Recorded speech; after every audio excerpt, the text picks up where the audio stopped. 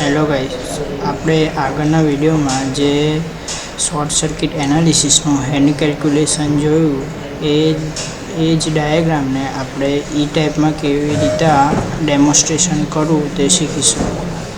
તો એ પહેલાં આપણે એક ગ્રીડ લેવાની, ગ્રીડ મૂકવાની અને એના ડેટા નાખવાના. એનું નામ છે U1 અને રેટિંગમાં જવાનું. રેટેડ કેવી નાખવાના 132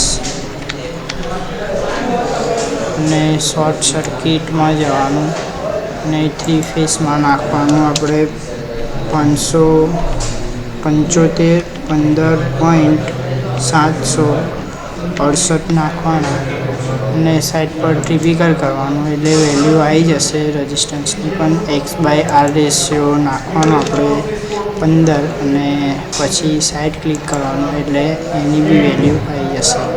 અને હવે ઓકે કરી દેવાનું. એ આપણા ગ્રીડના રેટિંગ આવી ગયા છે અને અહીંયા જવાનું ડિસ્પ્લે ઓપ્શન પર જઈને ગ્રીડના ઇમ્પિડન્સ ઓકે કરી દેવાનું એટલે આપણને ઇમ્પિડન્સ બી દેખાશે ગ્રીડનો.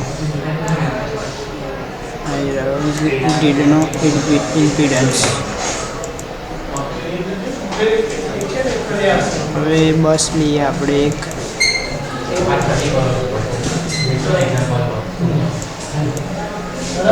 બસને થોડીક લાંબી કરી દઈએ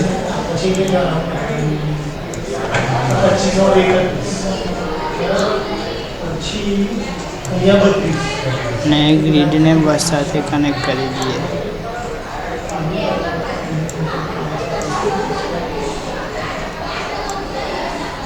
આપણો ઇમ્પિડન્સ છે. હવે ટ્રાન્સફોર્મર લઈએ એક.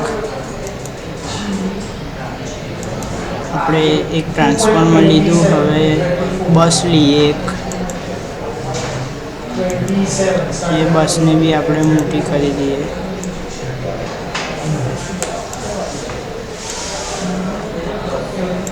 અને ટ્રાન્સફોર્મરની પ્રાઇમરી તે બસ 1 સાથે કનેક્ટ કરીએ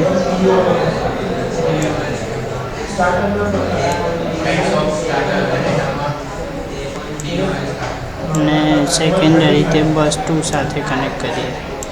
અને લોડ તરીકે આપણે એક સ્ટેટિક લોડ લઈ લઈએ અને બસ 2 સાથે કનેક્ટ કરી દઈએ.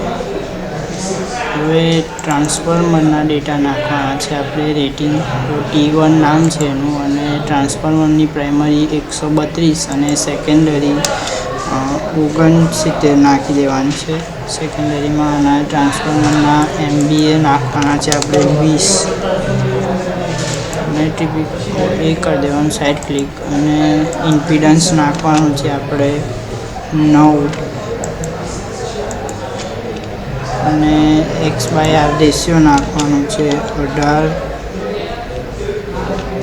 18.6 અને સાઈડ ક્લિક ટિપિકલ કરી દેવાનું છે અને ટિપિકલ વેલ્યુ પર ક્લિક કરી દેવાનું.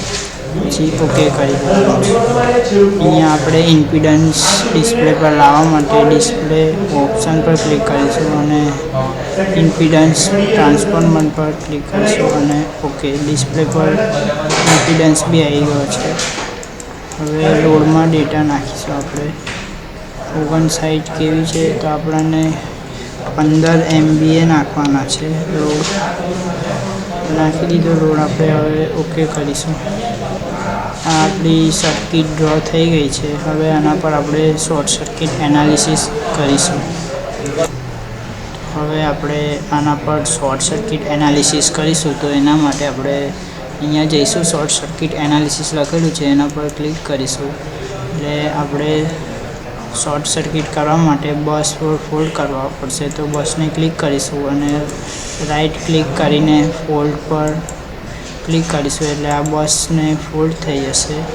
હવે આપણે અહીંયા જે શોર્ટ સર્કિટ એનાલિસિસ કરવું હોય એના કમ્પોનન્ટ આવેલા છે. તો આપણે રન 3 ફેઝ ડિવાઇસ સ્ટડી એના પર ક્લિક કરીશું. એટલે અને આપણે જે આગળના વિડીયોમાં હેન્ડ કેલ્ક્યુલેશન જોયું હતું એ પ્રમાણે આપણો જવાબ આવી ગયો છે.